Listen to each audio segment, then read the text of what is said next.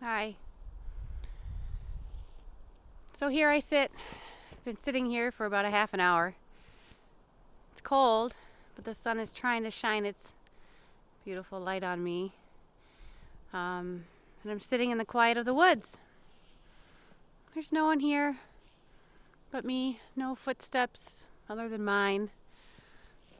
Trying to wrap my head around what happened today and what this means for me and others.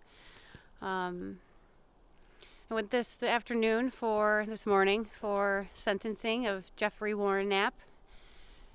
I really hope I don't have to say his name too many more times. And I sat there with more than a dozen friends and supporters and lovely people who came to be there for myself and Darcy. And we wore teal ribbons for survivors of sexual assault, which was beautiful. I have a necklace that my friend made me. It's teal. It's beautiful. And we sat there for over an hour waiting for him to get sentenced in the same room, just sitting there looking at him, remembering previous moments in that courtroom, specifically the 3 days I spent in trial in that same courtroom last January, where he was found not guilty and acquitted. And today he was sentenced to 9 months, minus time served, which takes it down to about 5. So come July, he'll be out and about, walking around Traverse City again.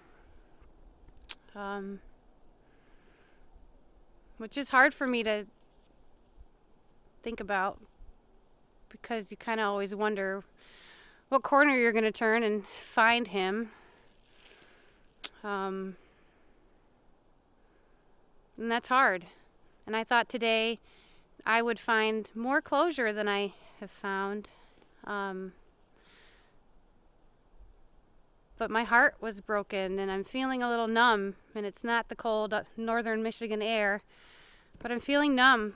All last year after my trial, when he was found not guilty and I knew that there was another woman that they were investigating the case, I waited day after day, week after week, month after month, for 8 months for him to be arrested again, so that I would know that he was back in jail where I feel he belongs.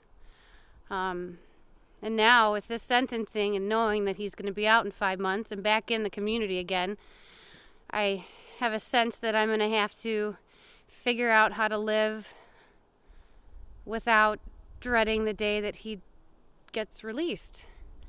And that's hard, because it's part of my peace that I'm giving up by holding on to that burden. But it's also something I can't ignore, and maybe that's a survivor mentality, and part of the reason why it's truly always going to be with me. I feel like the judge let myself and others down today. The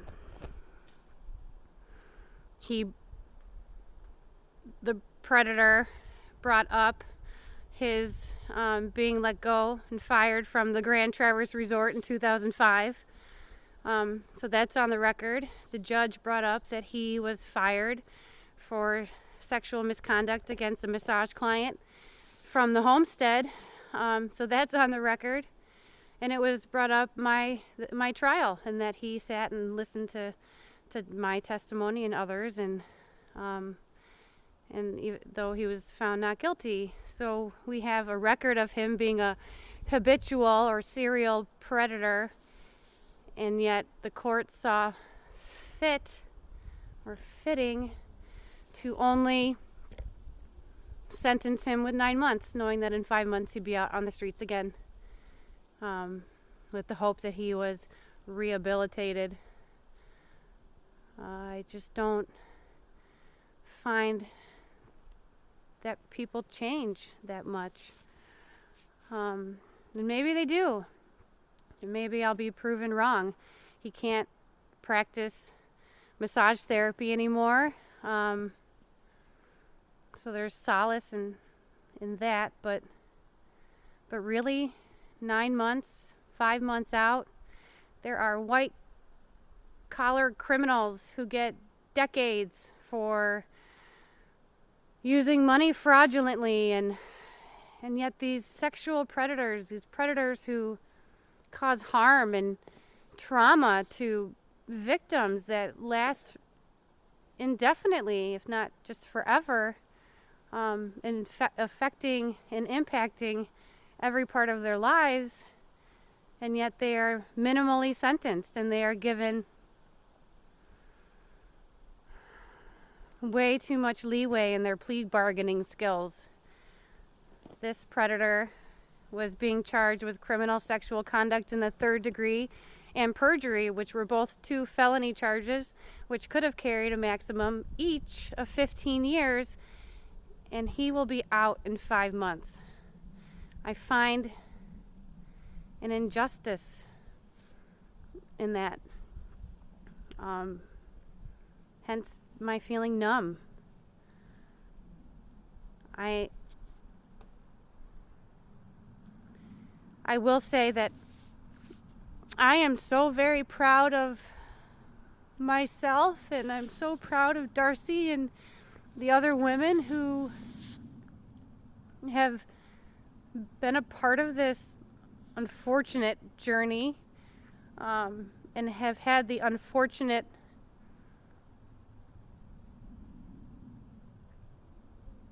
meeting of Mr. Knapp and having him imprinting himself on our lives and our bodies. But I'm proud of us, and this is not the end of me being strong. In fact, this is the beginning of some big things happening, because I will not live my life and have this be for nothing, have all of this that's happened be for nothing. Things will come out of this, things that will help to ensure that these people who prey on innocent people, men and women alike, that they're not in a position to be able to do that.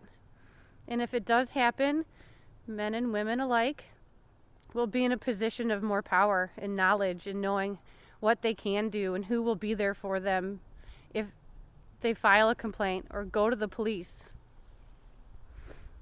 It's the beginning of change, I hope. But for today, I'm really sad. And I'm really hurt again, and I relived it again, which I have so many times since it happened. But today, especially, when I thought that I would find some peace in the onset of the sentencing, I feel heartbroken. And I know that will change, and I've got some amazing support in my corner. My therapist is gonna she's gonna be seeing me once a week for the indefinite future. And Rodassi, my amazing sister of self-guided meditation, is gonna help me to find peace with my thoughts, I hope.